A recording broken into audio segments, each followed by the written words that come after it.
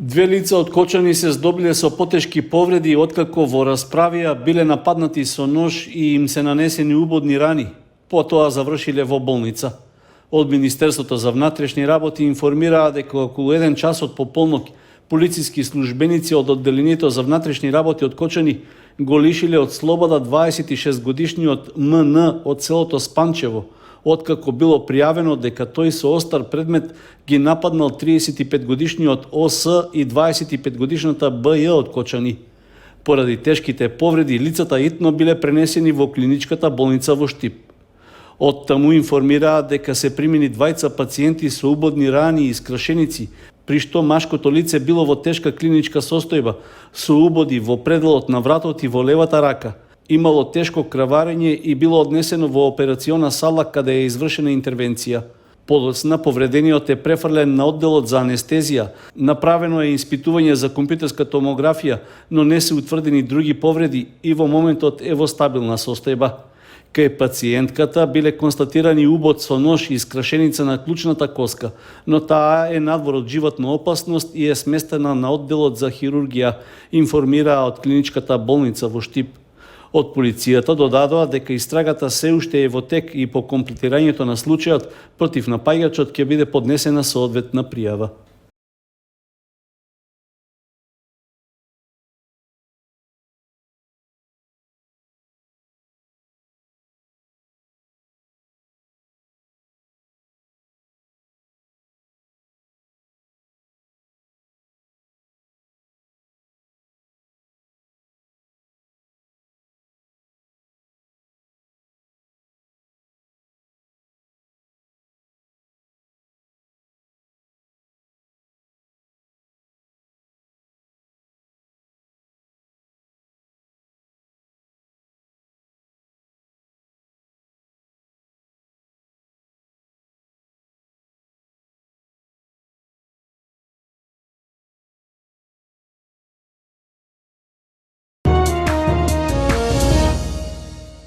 Во Основното училиште Раде Кратовче се реализираше активност Ѓурѓевден, празникот кој ги обединува етникумите во Македонија, во која се вклучија наставниците, учениците и нивните родители. Во рамки на активноста се реализираа 3 средби, на кои се вклучија активот на трето одделение и една паралелка од второ одделение во училиштето, под менторство на одделенските наставници. На настанот беа приготвени традиционални и современи специјалитети, пошто децата од различни етнички групи меѓусебно се дружеа. Учениците на интерактивен карактер преку презентација се запознаа и учеа за народниот, односно верскиот празник Ѓурѓевден, како се празнувало порано, какви обичаи и традиции имало порано. Се изведуваа потоа во текот на вчерашниот ден, четврток, беше реализирана втората средба, на која присуствуваа и родители, кои преку своји видувања и раскажувања ги доловија обичаите и традициите поблиску до нас. Овде на оваа средба имаше и баби, кои што кажуваа како се празнувало порано, значи тие кога биле деца. Родителите заедно со децата плетеа венчиња од разнобојни пролетни полски цвеќиња, а потоа следуваше и лулање на лулашка од јаже која беше направена во училишниот двор. Исто така, училиштето се украси со неколку гранчења врпки. Денес е третата средба на самиот празник Ѓурѓевден со презентација на традиционални јадења приготвени од самите родители.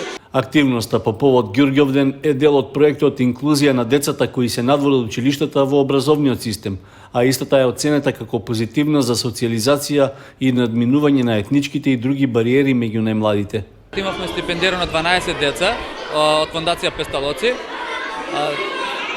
Соживотот е најдобро нешто што може да го има во едно општество и денес еве може да видиме дека соживотот го имаме и за денот на Ѓурѓевден. Имаме традиционални јадења на ромски семејства, на македонски и на сите останати националности кои се овде вклучени и турците. Значи има направено јадење каде што можеме да видиме како децата се дружат заеднички во едно културно општество како што е Кочани. Реализацијата на активноста во рамки на проектот, што е подржан од Министерството за образование и наука, Младинскиот центар за граѓанско образование и Детската фондација Песталоци, е да се зголеми опфатот на децата, како и да се подобри инклузивноста во основното образование, особено меѓу најмладите од ромската етничка заедница.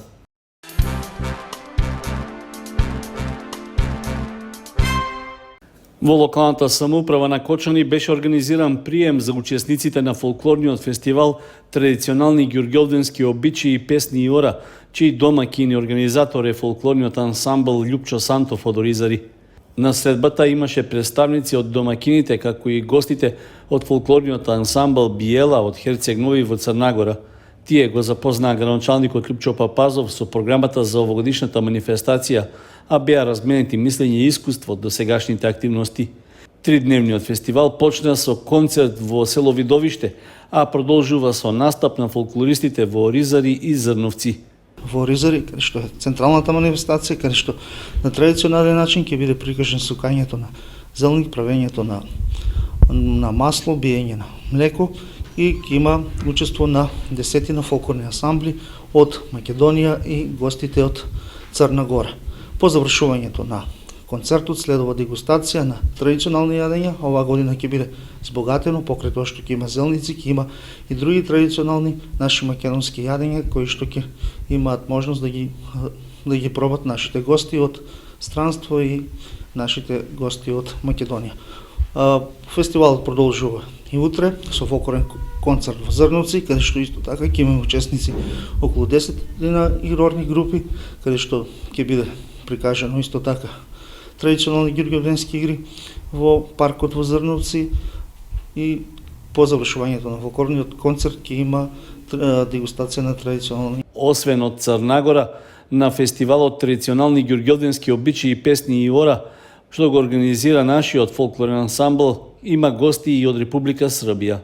Во рамки на одбележувањето на празникот Ѓурѓовден, ансамбл Љупчо Сантов и гостите од Црнагора ќе учествуваат на слична манифестација што по повод празникот се одржува во родовишкото село Ораовица.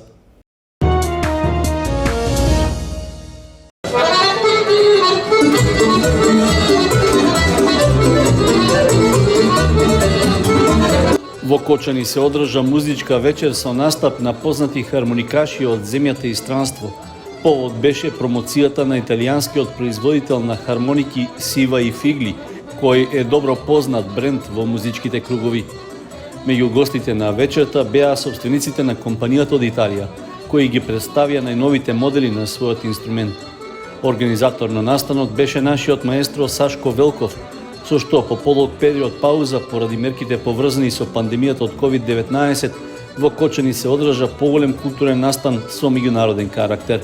Имавме и добра публика, имавме гости, морам и тоа да напоменам, мои колеги, пријатели од Република, значи Бугарија, од Софија, значи имавме гости од Врање, од Владичен хан, од Ниш, од Белград, од Братислава, значи од Хрватска. Навистина, не знам, јас сум збунет малку да ти кажам и овакви моменти мислам се реткост кај нас и јас пак ќе кажам благодарение на Бога, убаво мислам да се случуваат овакви настани, а многу би се од се срце заблагодарил на објектот и ресторан и хотел Амор, на газдите на хотел Амор и фирмата Амор, така што во пресрет тие излегуваат секој пат непрестано и ни помагаат, да не кажам одадоша со се и сешто. Прекрасна вечер на презентација на брендот Сива and Фигли. Тоа се бренд на меѓу веќе попознатите и меѓу понајдобрите хармоники кои се произведуваат во Италија, каде што се произведуваат, па да не кажам скоро сите хармоники од сите брендови на целиот свет. Тоа е некои си 25 километри од Анкона. Тие сега се представија овде во овој момент во нашиот град со два нови модела Explosion.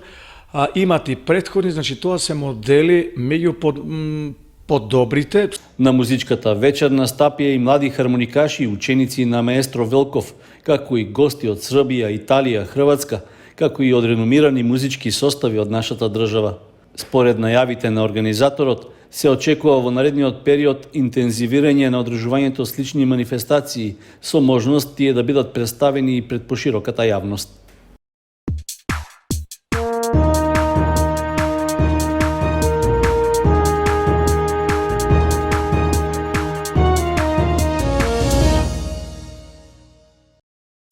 Викендов ќе се игра предпоследното 26-то коло во првенството на втората македонска фудбалска лига Исток, што има голема важност за второлигашите од Кочани и Виница. За екипата на Осогово, расплетот од ова коло е од пресудно значење за опстанок во лигата, особено што на домашен терен се среќава со еден од директните конкуренти Детонит од Радовиш. По серијата порази во изминатите кола, жолтосините се доведоа во ситуација да мораат да играат на 2 победи за да останат во единствената втора лига што ќе се формира од наредната сезона. Домашниот терен може да се смета како одлична предност за нашите фудбалери, но веројатно ниту гостите нема лесно да се откажат за да направат изненадување, поради што, освен цврста и борбена игра на Осогово, ќе му биде потребен и внимателен и сериозен пристап за да елиминира секакво изненадување и за да ги задржи бодовите. Само со победа против Радовишани, нашите фудбалери ќе можат да се надеваат на половично обезбедување на опстанокот, со оглед што и во последното коло исто така ќе мораат да ги освојат 3 бода на гостувањето против предпоследното Братство. Сепак, за тоа да се случи, неопходно е прво во своја корист да ја завршат задачата на стадионот Никола Мантов. Резултатот од предпоследното коло е од голема важност и за Виничка Слога 1934, која по минатонеделното реми на домашен терен со Каменица Саса го загуби лидерското место на табелата, па на последните 2 средби ќе мора да бара поправка на грешката. Тоа ќе биде исклучително тешка задача, со оглед што ќе се сретне со директните конкуренти за првото место. Првата пречка е гостувањето во Струмица против Беласица, која исто така го загуби чекорот во борбата за врвот, откако минатата недела загуби во Прилеп од победа. Доколку Слога во Струмица ги освои бодовите, ќе може да се надева на последната средба на домашен терен против Прилепчани да обезбеди пласман во прволигашкото друштво. Секој друг резултат ќе биде неповолен. Средбите од 26-тото коло се играат в сабота со почеток од 17 часот.